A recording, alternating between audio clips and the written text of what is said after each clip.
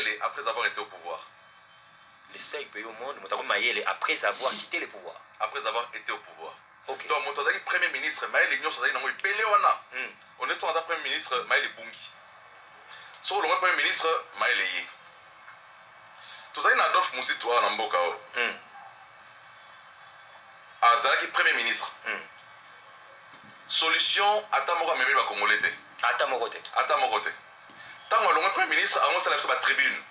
A expliqué comment Mboka Tambolaka, développer Mboka, il faut tout ça la boye pour Mboka Kendeliboso, il faut tout ça la guerre na Rwanda.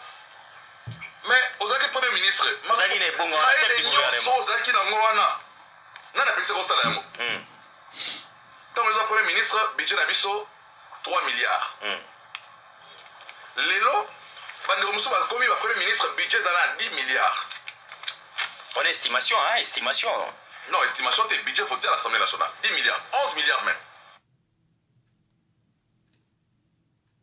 Ndeko Moïse, au Moni Congo est le seul pays au monde où Batobako Maëlle après avoir été au pouvoir. Les 5 pays au monde, Moutakou Maëlle après avoir quitté le pouvoir. Après avoir été au pouvoir. Okay. Donc, Moutazaki Premier ministre, Maëlle Nyon Sazaki Nango Pelewana. On est sur Premier ministre Maëlle Bungi. Sur le Premier ministre Maëlle Ye. Tout ça, il y a Adolphe Mousitoua Namboka. Azaki Premier ministre. Solution à Tamora Mémé va Congolais. À Tamorote. Tant que le Premier ministre a lancé la tribune. A expliqué comment Mboka Tambolaka, développer Mboka, il faut tout ça la boye pour Mboka Kendeliboso, il faut tout ça la guerre na Rwanda. Mais Ozaki Premier ministre, Ozaki ne bongo Ozaki na Ngwana. Nana pexé comme ça là. Tant que le Premier ministre, budget na biso 3 milliards. Lelo, bande muso ba komi ba Premier ministre budget zana 10 milliards. On a estimation, hein, estimation. Non, estimation, c'est budget voté à l'Assemblée nationale. 10 milliards, 11 milliards même. Bandeko, ezaka muzitu te, ezaba miyibi nyonso wana. Tomonaki même mutoyo ba nako benga wa mokonzi ya résistance, le défait Honoré Ngbanda. Il semblerait conseiller spécial ya Mobutu en matière de sécurité. Mais tant wazalaki na Mobutu eloko malamu asala pona mboka elaki te. Mais tango bakimi babengani bango neti bambwa to abandi ko pesa bato ba leçon. Oh, il faut s'alaboyer, il faut s'alaboyer. Donc ce n'est pas seulement Mozitu. Tous les Congolais, ceux qui sont en opposition, abandi ko loba tango aucun na pouvoir, abandi ko sala makambo abandi ko loba te. Donc pour vous dire que sont tous des voleurs. Bon, c'est pas miyibi. Lelo yo oyo mozoba Chilombo lobi belé. Hein? Chilombo lobi belé. Mais banda Chilombo a côté na pouvoir. Et là, on est Chilombo au sala. Rien. Mais lelo yo soko alongwe à quelque part. Boyo ka bandi ko loba ma compétence solo ya bien tout ça. Est-ce que les aliments welete o Mobutu atiaka biso sanke to yeba parce que lelo to soko yeba COVID-19. Est-ce que Erwana est la COVID-19 te? Est-ce que c'est nini? Parce que c'est pratiquement possible. Ba Congolais nyons o bazo Angolais wana ba kuma toujours na sima bapaya. Soit na sima Kabila, soit na sima Mutboye, soit na sima ya Soriano, soit toujours ça. Mais Congolais yemoko moité. Alors tozolo bila nani Mozitu tozolo bila pe Chilombo, ne basabusi ba ombale, tozo lobela pe ne mwanda temi. Comment ça se fait que c'est l'homme le plus populaire du Congo central? Oyo peuple azana simanaye. Le peuple d'abord. Mutu asali plein ya ndengona azate. Mais aza gouverneur te. Donc ezamboka moko balingaka batu oyo balingi musala te. Bato balingi musala na mboka na balinga bango te. Tolobela so sumuke na bazi Joseph Sita Tsonezeno, un des cofondateurs ya IDPS. Oyo a terminé fédéralisme. Oyo biso pe ba kongo toza kwa puyango. Alo bande ko tokene mingi na ba image. Tokene vraiment na ba image totala nano moto oyo ndeko na biso oyo soki on a préparé kezaki yango voilà toyoka ye nano. Oh c'est quoi?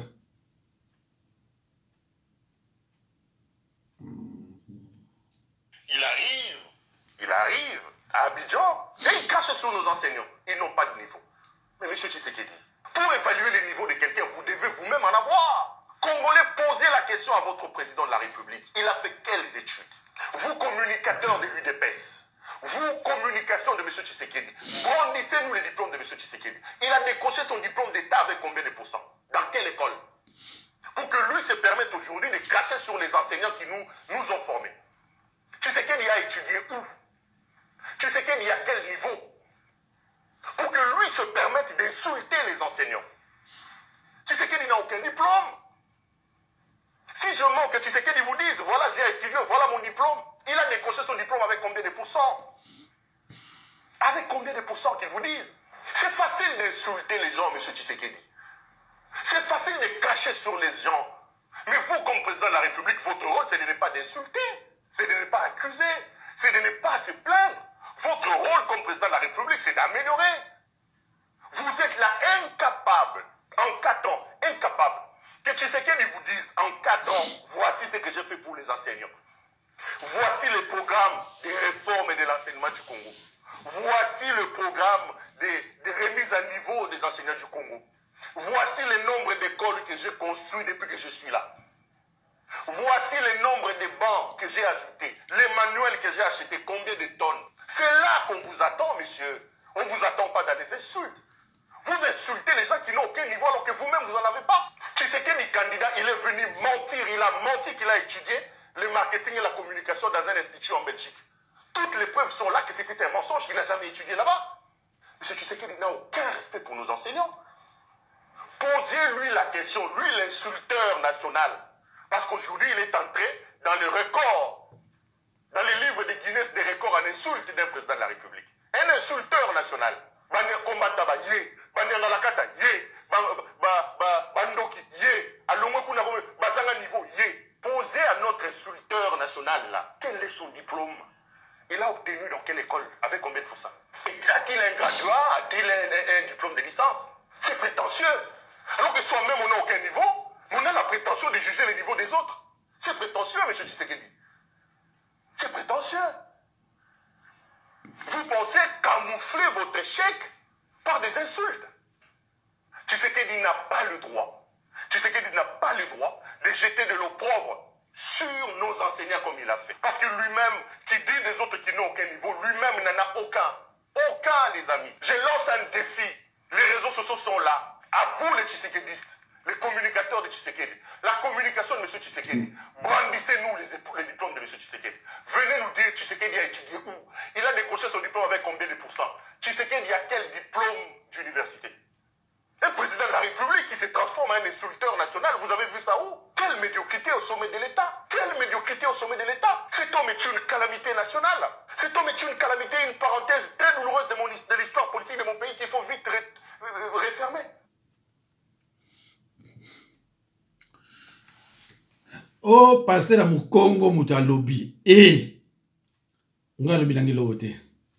Na lobi na mnoga ke tochaka maba masolo ngo. Toyoka batu oyo bazo sambusa Tshisekedi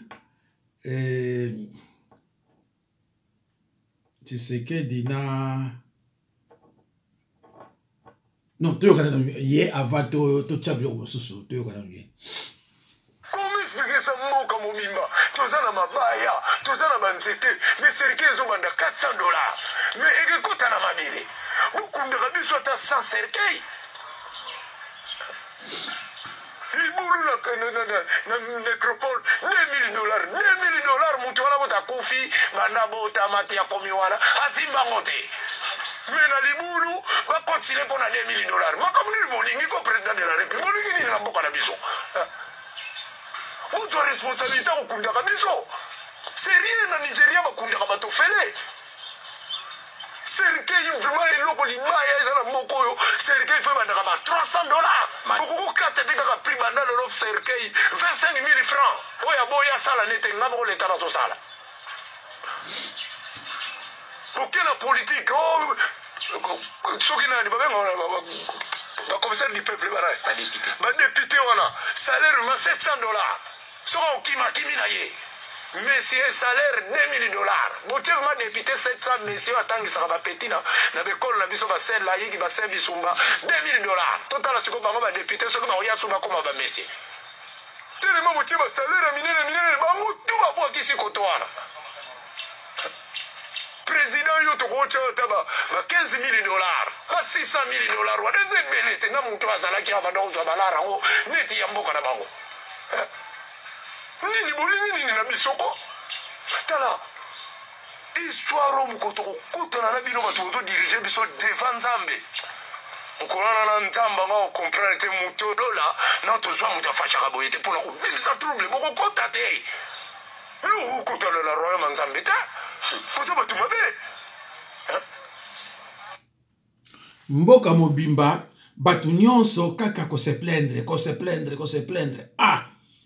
nzambe na ngai ye esi oyo nasi natia yango tona natie te nazoluka mosusu me nayebi te ndenge nini toyoka nano oyo bandeko na nga Félix Tshisekedi Tshilombo a dit qu'il a fini à Boboto, à Kinshasa, Boboto, où il a eu son diplôme d'État.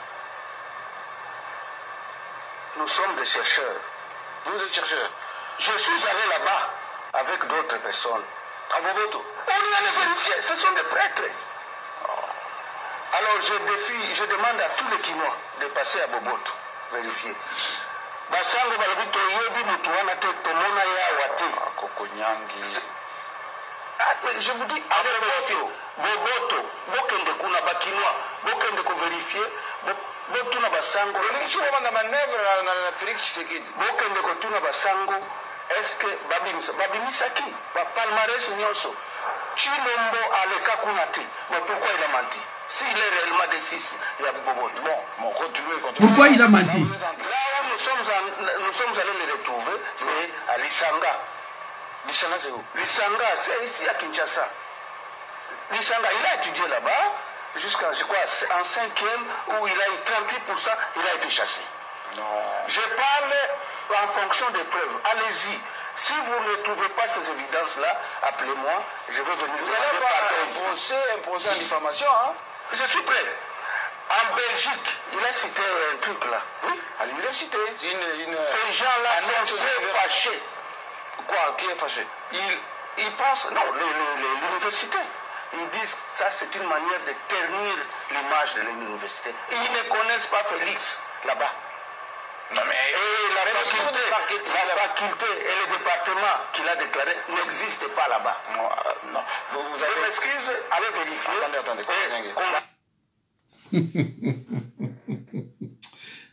Attendez. Yazolobo, pourquoi il a menti? Mais tout Moulouba est d'abord menteur. Tout Moulouba est d'abord menteur. C'est pour ça que je vous ai dit que un Moulouba ne peut pas se déclarer être pasteur. Parce que, pour ça, le pasteur, tout Moulouba est d'abord menteur. Ce n'est pas une injure, je dis la vérité. Bon, menteur Moussoussou, botala soit des colonies. Menteur Moussoussou, botala sokiaza et colonie. On connaît pour ça la réforme. Tout le babouye, Eliezer, yo si vous tangat. Vous êtes na IPEN, vous êtes à l'université. Mouta Etienne Tshisekedi, as un docteur en droit. Moi, a un diplôme d'état. Oh. Et moto oyo ye basali na ye réforme wana a un certificat ya mécanique. Moïse Katumbi Chapwe. Est-ce que bangomi balé wana baleki moto Etienne Tshisekedi? Na mayele. Est-ce que eloko ezozanga na Congo za ba diplôme? Bandeko.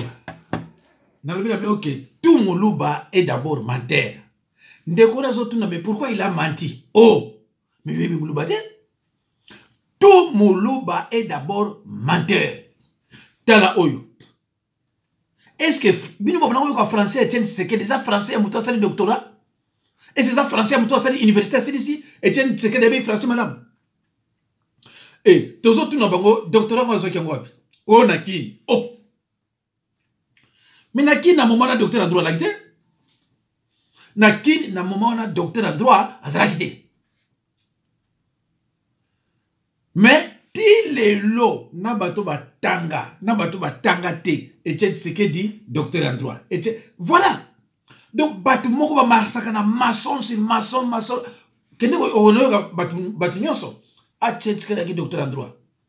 Est-ce que bon livre Etienne Tshisekedi est-ce que de son vivant? Bosi bon pas Etienne Tshisekedi alobi ngai na za docteur en droit.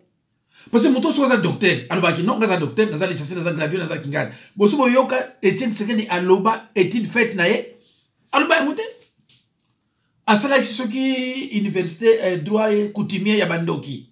Asisaka ngote. Je précise droit coutumier ya bandoki. Asisaka ngote. Voilà. Mais kende kotana partout. Oh, azaki docteur en droit. Moi naye sans diplôme. Oh elingo kuma président ya RDC. Katumbi. Azana certificat ya mécanique. Voilà. Mutu oyo alingi akuma président ya RDC. Azana certificat ya mécanique. Mutu azana certificat mécanique. Pesa imbiki na papier akuma français. Akuma demande d'emploi. Toi iba soka kokoko. Lettre de motivation. Soka kokoko. Mais alingi akoma président ya République démocratique du Congo. Izamawa to kende ki malembe to luka susu merci. Si l'équivalent de Kabila c'est Tshisekedi, Kabila limbisa biso. Si on a chassé Kabila pour que Tshisekedi prenne plus de 500 millions de dollars américains de réserves d'échange, les dilapide comme des cacahuètes, pour qu'ils ne comprennent pas qu'il y a une différence entre son argent et l'argent du trésor public, Kabila, pardonne-nous. Si nous t'avons insulté, toi, Kabila, pour que Tshisekedi vende le pays au Rwanda comme il le fait, aujourd'hui notre or est raffiné par le Rwanda, notre cuivre est raffiné par la Zambie. Paul Kagame est devenu l'ami et frère. Kabila, s'il te plaît, pardonne-nous.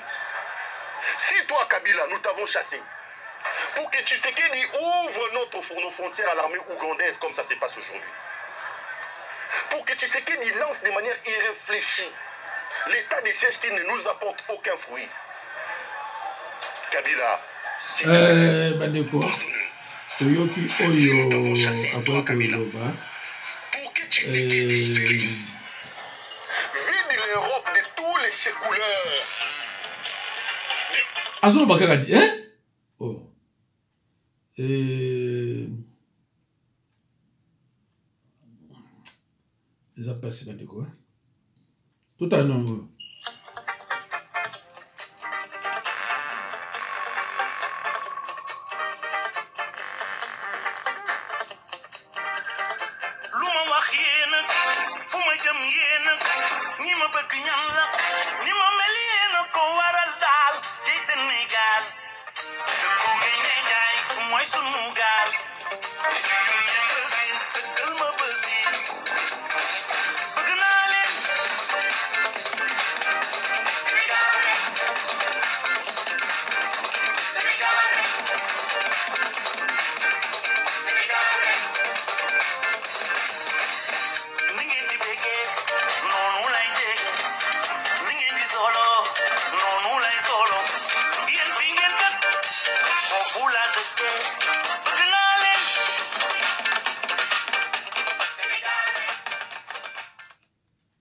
Bandeko, gare ya Sénégal. Siko yona Sénégal na RDC, nani aleki na ya richesse. Bino bandeko nanga na kota mingi na makwa nzambe richesse ya bato mpoko na bandeko bosa na yango, na yebi kena baiza suki arachide, ri na biloko mosusu. Bino bokoma bino bata commentaire boyebi richesse neza na mboka oyo.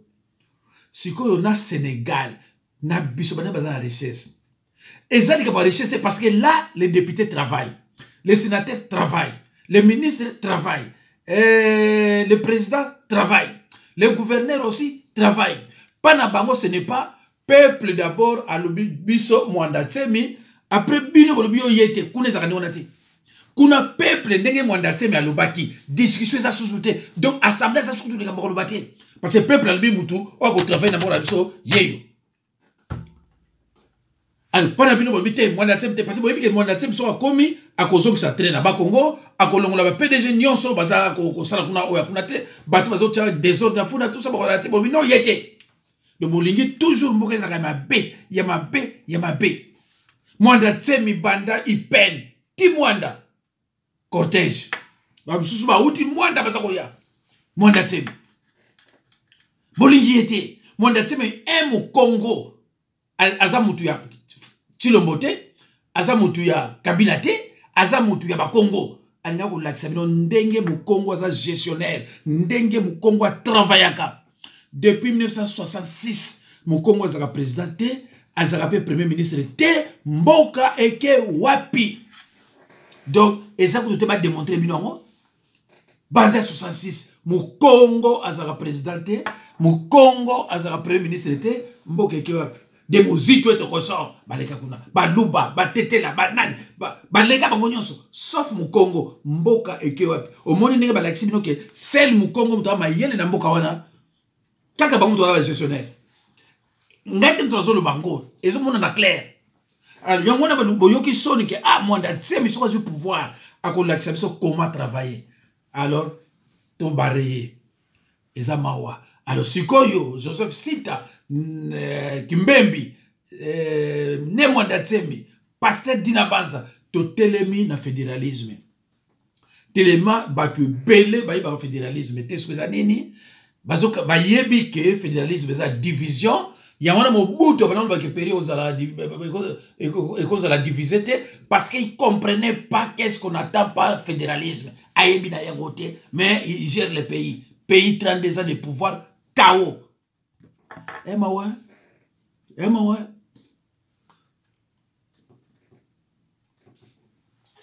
l'état de droit?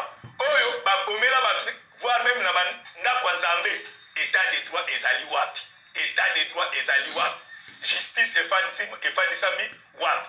Yango nazo kolobete Congo central toti ko bimisa gouverneur ya Kisimbi pourquoi po ete abimi na nzela la maponami ya normalité mais abimi na nzela ya corruption. Yango wana tolobaki ete soki preuve ezalité bokondimanga ancêtre lui ete. Yango nazo senga na bino ete na pesi bino temps po boyeba kolanda preuve oyo bokomona député Alangwe Mbongo azuba mbongo ya batebele tobandaki kolanda bango na bandako na bango ko bazongisa bambongo ya bato boyoki ndenge candidat Diomi Ndongala Eugène auti kolela pe asengi epai na président annulation pure et simple ya maponami oyo eutaki kosala na Congo central. Peut-être président ayoka kiye na maloba tant musa zaki na ba preuve te yango na tikeli binota bolanda ba preuve ya corruption oyo euti kosalema na Congo central simalango de to koyeba susu koyebisa bino oyo ba ne Congo balobi na Congo central.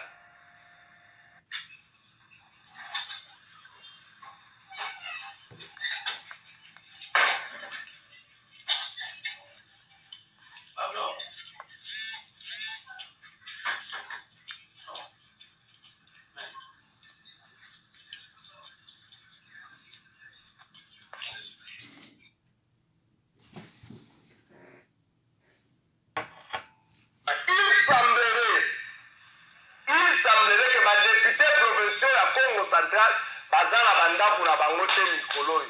Il semblerait que ba député provincial ya Congo Central bazana bandaku na bango te. Bazana bandaku na bango te poane. Soko vandika ko mona 5 candidats gouverneur ba côté le papa pesa ka mbongo. Bazana pesa ka mbongo nanga. Ozo ki o mwa 1000, ozo ki mwa 1000. Na lui il semblerait. Ozo mwa 1000, il mwa 2000. Ba député provincial ba changer ba adresse. Ba komi ko vivre en catimini. Il semblerait na matadi mikolo. Il semblerait que ma candidat malheureux, balobi que ceux qui vont convoquer la plénière pas, ba ko assiéger pour ba député ba futa ba mbongo na bango. Ba voice muso zo otambola o mbonga na sita songi saki na sala ki boy. Conséquence nango mikolo yo, il semblerait plénière izate na matadi na Congo central pour aller pour ce qu'on média ko convoquer plénière. Ba candidat ba yi, est-ce que ça likambo oyo et ça le coup. Aïe, c'est le suppléant, il y a honorable Fabrice, honorable Poba. Honorable Poba, ça a une assemblée nationale qui est élu national professeur Tiga suppléant, qui a même ma preuve dans la cour d'appel, a même ma preuve. Moko boy pour la funda makambo. Donc makambo Congo central, tata mo conseil kolo, olukana ndenge ni na kotala, okimia ezala. Mbuta Dieu melbaka makambo ya ingouvernabilité. Na évité na lobi na régité juste na lobi na régité, faut ezala ba réseaux sociaux na bi na régité. Point de interview à bandeko ça na régité. Seconde ndeko gaelo na sala na ni. Ah, bandeko gael aye les bato na régité. Donc Congo central mikoloyo ingouvernabilité wala il faut éviter que comate. Ce qui solution c'est quoi annuler ba élection. Pour annuler corruption et la Congo central explication za société c'est le mambuta bino moko. Ngai bongakena loba. La solution à tous na kufunda soki yango ndeko ya soki pe yango te na éviter. Mais ba FCR ba député bazo mona na. Ah, voilà yango dernier coup de sifflet député kanisa ke koti bwezubwe tokei nango dernier coup de sifflet siko luka yango. Maître Bazin Pembe Nchale. Ngai te hein. Bon bino mozo yoka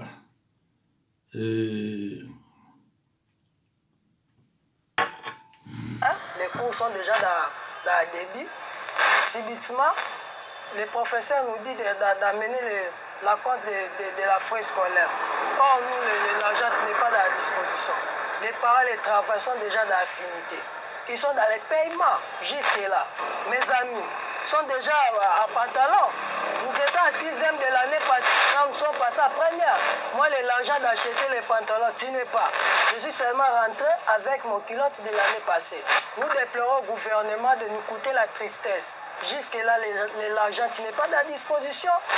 Oh, moi, on voulait me reculer. Si je n'avais pas l'argent de corrompre pour les professeurs, on voulait me reculer à la maison. Mais j'ai donné l'argent, le professeur m'a resté à l'école. Nous mangeons dans la souffrance. Même les factures des SNE, de l'eau sont venues dans l'abondance. Les parents indisponibles au travail, 6 mois impayés. Que ferais-je? Je ne vais pas faire les koulouna, je ne vais pas être voleur. J'ai besoin de lire. C'est ça seulement mon objectif. Nous demandons au gouvernement de nous soutenir. Parce que c'est nous l'avenir de demain. Un jour je serai gouverneur, un jour je serai le président de la République.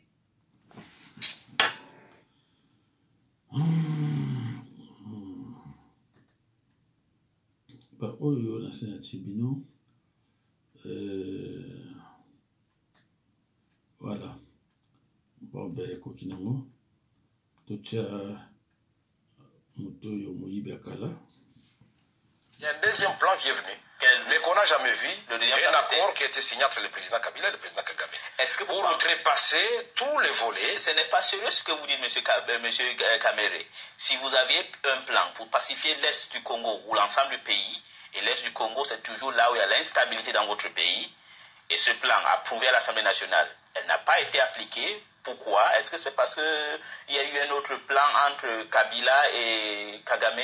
Justement signé le 23 août 2008. Et 8 mois après. On va revenir sur votre plan là. Exact, on va revenir sur mon plan, mais je voudrais vous dire, le 23 août 2008, le président Kabila et Kagame à travers les représentants. Ce qui est curieux du côté du Rwanda, c'est le chef d'état-major général de l'armée et le ministre de la Défense qui avait signé. Qu'est-ce qui est curieux dedans?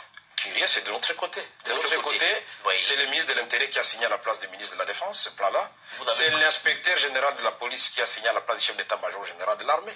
Donc ça veut dire que de votre côté, vous n'étiez pas sérieux, du côté rwandais, vous étiez sérieux. C'est ce que vous voulez dire? Ça, moi, je n'entre pas dans ce qui se passe du côté du Rwanda, mais les personnes attitrées à engager l'État dans les domaines de la défense et de la sécurité. Selon vous, pourquoi, de votre côté, il n'y a pas eu ce sérieux qui a mis le Rwanda? Et je crois qu'il y avait d'agenda caché.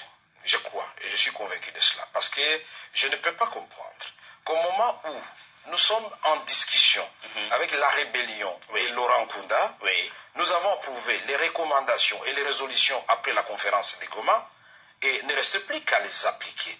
On va chercher un raccourci où le peuple congolais apprend à travers la radio et la télévision que les troupes d'un pays qui venait d'agresser le Congo, qui a occupé le Congo pendant plus de 5 ans, reviennent au Congo pour pacifier le Congo. Donc ça veut dire que votre président, M. Kabila, est toujours sous la coupe de Kagame et du Rwanda alors? C'est vous qui le dites. Non, non, c'est pas moi qui le dis. Moi, j'ai dit tout simplement... L'interprétation que vous donnez là, ça veut dire que M. Kabila ne peut pas gérer les choses. Il prend les instructions de Kigali. Nous sommes dans une interview. Oui, c'est une question et comme vous êtes démocrate comme moi, oui, je respecte vos déductions. Oui, mais moi, tout simplement, ce que je vous dis... Bon, mais... Allô, bandeko.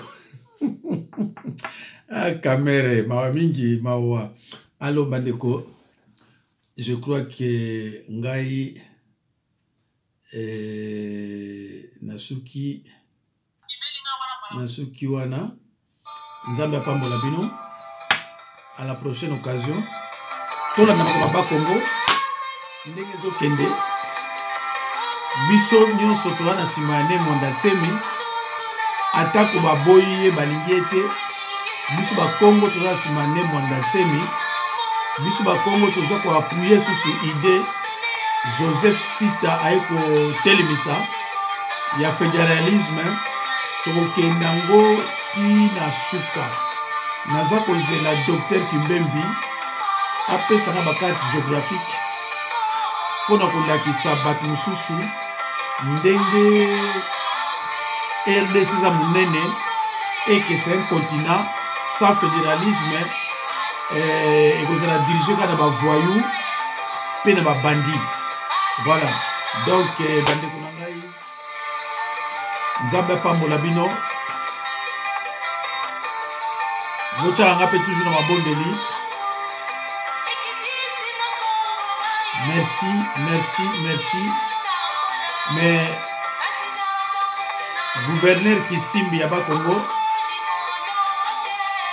frère Naïm, directeur du cabinet à Chilombo. Donc je pense que ma démarche au Bagosala est qu'on servir n'a rien parce que c'est un avantage à Chilombo. Mais Bapika parce que Bagène à Congo central,